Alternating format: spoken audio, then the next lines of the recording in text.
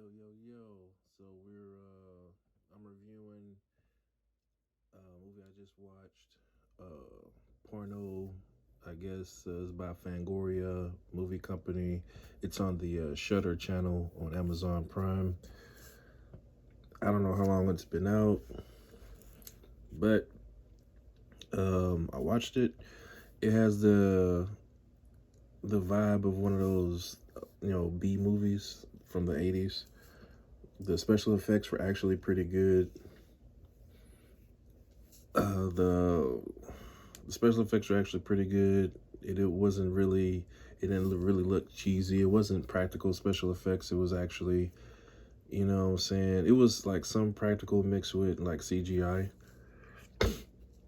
but it was decent quality. It wasn't hard to watch. It wasn't like you were looking at it like that's obviously fake. It was actually pretty decently filmed. So I didn't mind it at all. It takes place, the set pieces all take place in the movie theater. So you have the offices, the restroom, the actual theater, and maybe some hallways or some other stuff, right? So it was very simple. They kept it simple. The premise was one of my favorites, succubi. So the main villain was a succubus that was summoned through film, which has been an object of, I don't know, I've seen it maybe once or twice on a conspiracy theory board or whatever, of how to summon demons or how demons are summoned, and how the Hollywood is using the movie industry to brainwash the youths to make them, essentially sex addicts or all kinds of, to separate the youth from God or whatever. So this film, takes a group of teens in your standard, you got the assistant manager, the ushers, maybe I guess the dude was the actual film the technician or whatever. I never worked in a movie theater, so I don't know all the specific jobs and functions. I know most of it's digital now. Like they don't even use like the old fashioned film anymore. They use, everything's digital. So probably a lot of those jobs are, um, obsolete or whatever. Because whenever I went to the movies, last time I went to the movies, there were no ushers. There was people, cleaning up. There maybe while they were cleaning up, they would show people where to which theater the actual movie was playing in. But back in the day, you had your ushers that would actually take it to show you to where your seat was, and you had assigned seating, like you paid for the seat you were sitting in. Overseas, they still do that. Like when you get your ticket, it says you're in like seat number whatever, and you have to sit in that seat. Unless the theater is like empty, then you can kind of mill about. But even then, the ushers could come and check tickets and put you in the right seat or whatever, or kick you out entirely. But that's overseas. That's not here in the States. So back to the movie. So the movie, like I said, these kids, the Scooby Doo gang, if you will, were horsing around. Some homeless dude pops up. They chase him. Dude goes down into a abandoned section of the movie theater, and they find this old film. The old film immediately has witch markings on it, like the sigils they use for spell casting and seals and stuff like that. In my mind, like if I saw something like that, I wouldn't pick it up and immediately think I'm gonna put this in the movie projector. I would automatically, me and paranoid, would be like, nope, this has a witch seal on it. I'm not messing with it. But of course, it wouldn't be a movie if they didn't. So they want to watch whatever taboo film this is, and they put it in the theater, the projector. They start watching it. It's like, it's not really a porno. It's more like a snuff film, but they took it as porn because the woman was naked, and it was more or less a sex rite ritual, you know, sacrifice type whatever witch thing. Ask your Wiccan friends; they can probably tell you better than I can. But yeah, they watch it. They unleash the demon. The demon starts terrorizing them. It wasn't like your normal millennium. You know, it's not like your normal after 2000. You know, terrorizing. It was more like the monster will pop up here and there, do some things. The film is actually heavily dialogue and in suspense because you're listening to what they're saying, and then you're waiting for the monster to pop up and do some things. So the movie wasn't oversaturated with a lot of monster popping up and doing things. There's not a lot of kills. But the kills that do happen are kind of like, okay, it's not really scary. It's more, you're more so waiting to see a pair of bloody boobs on, you know, on screen. But hey, I mean, whatever, you know, gets you going.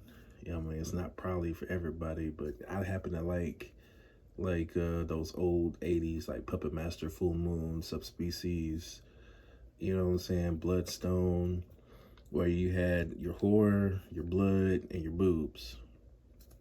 You know what I'm saying? Like, though, you have to have those three elements for it to be a good movie. Even the Nightmare on Elm Street, you know what I'm saying? There was always a topless scene in Nightmare on Elm Street. You know what I'm saying? Leprechaun, topless scene in Leprechaun, classics. You know what I'm saying?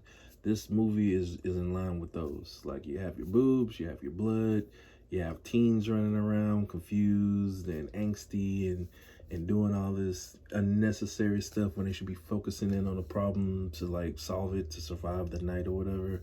And they just spend a lot of time fighting with each other and discovering more about themselves and coming to terms with, you know, things that they've been avoiding or not wanting to deal with. You know, I don't want to give anything away because part of the enjoyment of this movie is porno.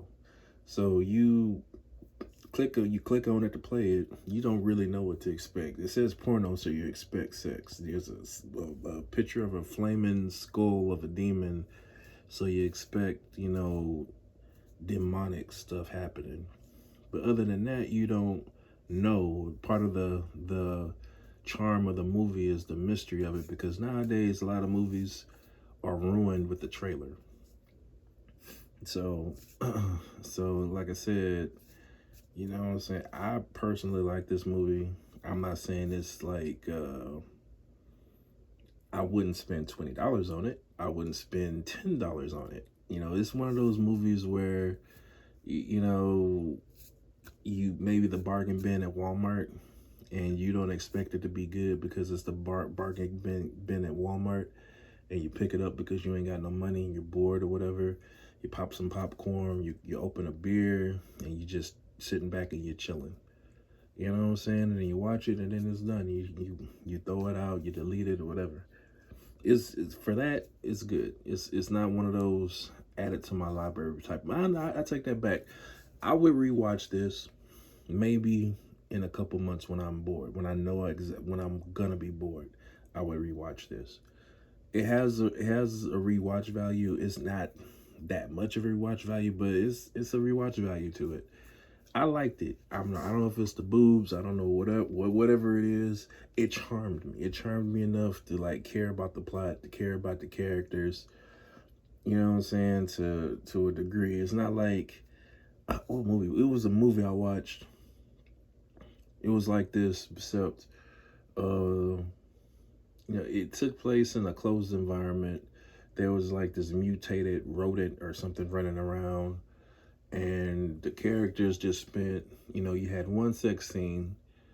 Of course, they got killed, and then the rest of the characters just spent the rest of the movie running around trying to escape this rodent. They had to survive until the morning. I forgot what movie it was. That type of premise, I'm like, no. It was like I need a little bit more. There's no real dialogue. There's no real character development. These characters really do go through an arc type. Even though it's like fast, they go through an arc. They go through this. I'm super Christian, they cover it. They set the stage at the beginning of the movie. I'm super Christian. We have all had that friend that went through that phase in their life where they're super Christian. Then they went from being bad to being super good. And then by the time they mellow out, they're somewhere in the middle. And that's where this movie is. It's like these kids start off, they're super Christian. They're working for this super Christian dude. Things happen, and then they're forced to confront themselves in a sense. In order for them to deal with this demon, they have to confront their darkest desires and understand themselves so that they're not tempted by this fiend from hell, and then it's like boom, there it is. I think that's the point of the movie. Like, you can't be super duper Christian. Like, being super duper Christian in the sense that you're a phony, you're a fake. Like, you're super Christian, but you still do things behind closed doors, as opposed to someone that's really Christian and all their stuff is like up front, out in the open. They make amends with their past, their sins, their guilt, and they use that as a testimony. And then that's the Christian that I respect. You know what I'm saying? Like, I used to sell drugs. I don't sell drugs no more. I don't judge people. But I give them my testimony and I say, hey, this is where I was at. This is where I am now. If you want to be like me, if you want to have the peace that I have, this is how I did it. This is not necessarily your path, but this is how I did it. If you want to use that as an outline for the rest of your life, then go ahead. It's not sunshine and rainbows. It's not, it's not a blatant lie. A lot of people tell you like, I went to God and he immediately, flipped the switch and everything changed for the better. That's not how God works. God don't immediately change things for the better. Like, he makes you earn it, He makes you earn it. He tests you, he knows your heart, you know what I'm saying? Like, people play with God. They say they don't, but they do. They play with God. They use God just like they use everything else. They want to be rich. They think they praying and all this stuff, and they're going to be rich. And, they come across somebody, with a lot of money, and they feel like because I'm Christian and I pray for it, God put this person with all this money in my path, so I'm going to find some mischievous way to separate them from their finances, and I'm going to call that a blessing. That's how the devil works. And that's how this movie works. It kind of like turns all that super duper religious hypocrisy on its head. You know what I'm saying?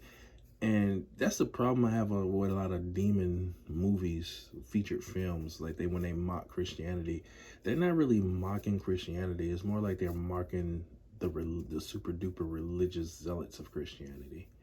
And I think that's, I think that's where it comes from. You know what I'm saying? The symbolism, the demon, the evil, you know what I'm saying? It gives you the creeps or whatever. I think that's where it comes from. I think that's even though it's really a fucked up message, that's probably what some of these movie people the message that they're trying to convey is the hypocrisy of religion. You know what I'm saying? And I'm not a religious person. It's like, I pray, I believe in God. I don't judge people. If you want to worship Satan or Lucifer, or whatever them people's, worship, whatever, that's your business. It doesn't affect me. You know what I'm saying? You want to ask me my testimony, I give you my testimony and I move on. I don't force nothing on nobody. Jesus didn't force nothing on nobody. He suggested, hey man, this is, I'm the son of God. This is how we do things in heaven. He didn't force nobody to do nothing. Like, Jesus never ordered no crusade. He ain't put no gun in nobody's hand. And he didn't commission any building or statue or idol to be built in his name. And you got all these people all over the world lying on Jesus, telling, people, yeah, Jesus, had me build this church, had me build this statue, had me build this mausoleum, or whatever it is they say that Jesus told them to do. Like, Jesus wasn't about that. The scriptures are very clear about what Jesus was about. He was about charity and goodwill, and pretty much, letting people make their own damn mind about where they want to spend eternity. He highly suggested that they rolled with him, and he was very adamant about, hey, if you don't roll with me, this is what probably is going to happen to you. But he didn't force nobody. And a lot of these so-called shepherds are out here twisting people's arms and making, offering people stuff that Jesus wouldn't offer. And then people get separated or disheartened and feel lied to by God, when it wasn't God that lied to him. It was the man that was speaking in God's, that they trusted to give them God's word, that lied to them. And the Bible's very clear on that too. It's like, nothing shall be added or taken away from the word. But people do it all the time, because it's human nature to be vain or prideful, or whatever all the other deadly sins that's out there. But I digress, because I ain't trying to turn this into a theological debate. You came here for the movie. The movie's good. I liked it. It's decently filmed. It looks okay. It doesn't look like trash. The actors are pretty decent. Nobody did anything over the top or just out of character. The characters introduce themselves. You get a feel for the character, and the characters never really break that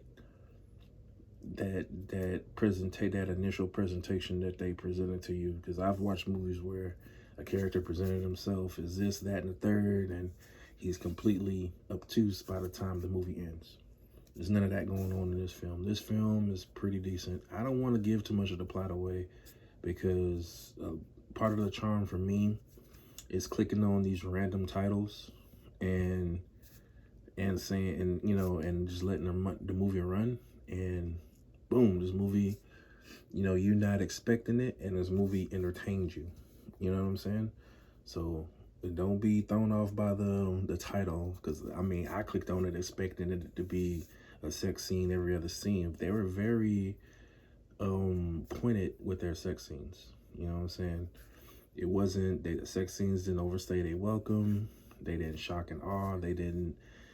All the sex makes sense to the plot. It wasn't like a porno. If anything, the title's not misleading, because the whole conflict started because of what they perceived to be a porno, but it's more accurately a snuff film, but porno. And none of the sex scenes overstayed their welcome. There was none of the sex scenes were over the top and disgusting and disparaging, and what we can today consider porn. The balancing act of the film is you have the porno title, the pseudo-porno setting, scenes, whatever, with these super religious zealots. And of course, those religious zealots are like Adam and Eve, what you would imagine Adam and Eve were in the garden. They were like, ooh, he told us not to bite it, but ooh, it look good, don't it? Type of thing. This forbidden fruit feeling that you have for these characters give you, because it's like, we shouldn't be doing this, but we're gonna do it because it's bad, or we know we're curious, and we've been forced to live this this lifestyle or whatever, it's the teen angst type of deal.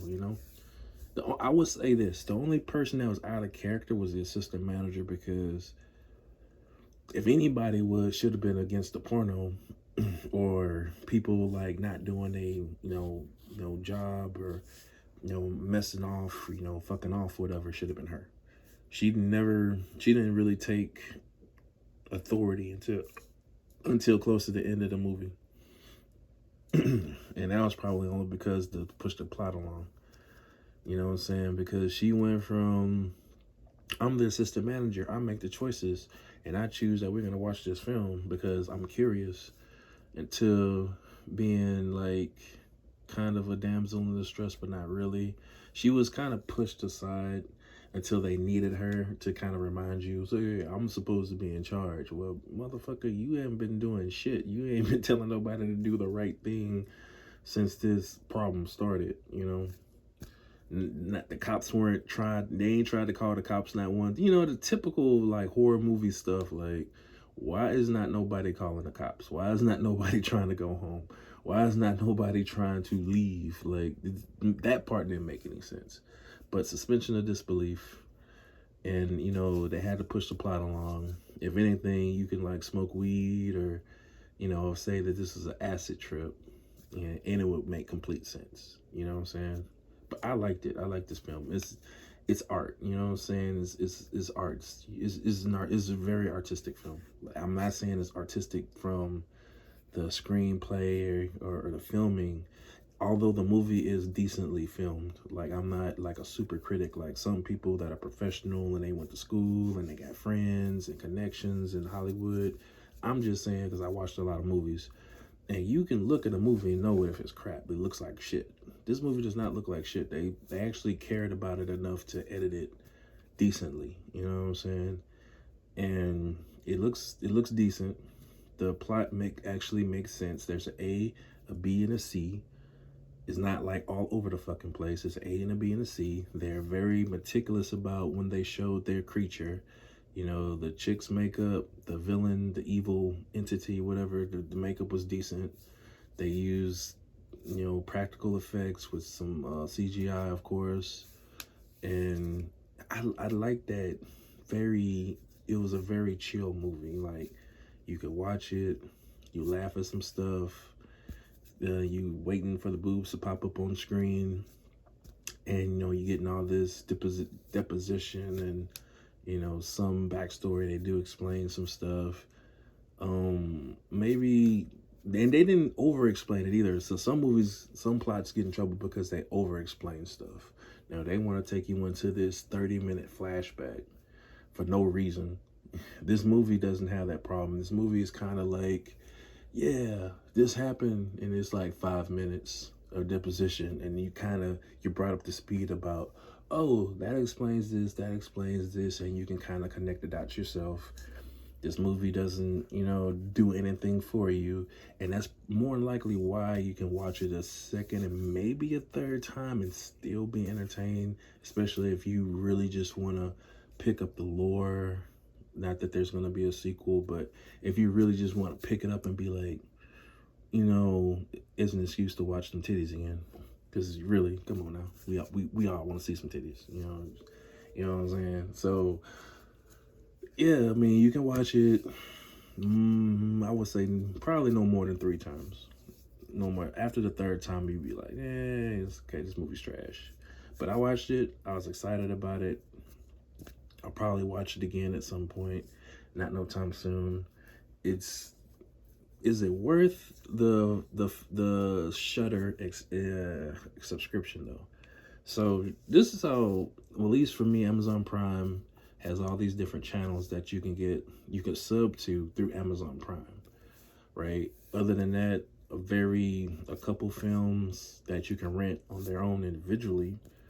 Is it worth a rental fee? Yes, it's worth a rental fee, because usually a film like this probably would run maybe $5, maybe at the most $9, but I would think this one would be $5. I just happen to have the Shudder, so I don't see the rental prices.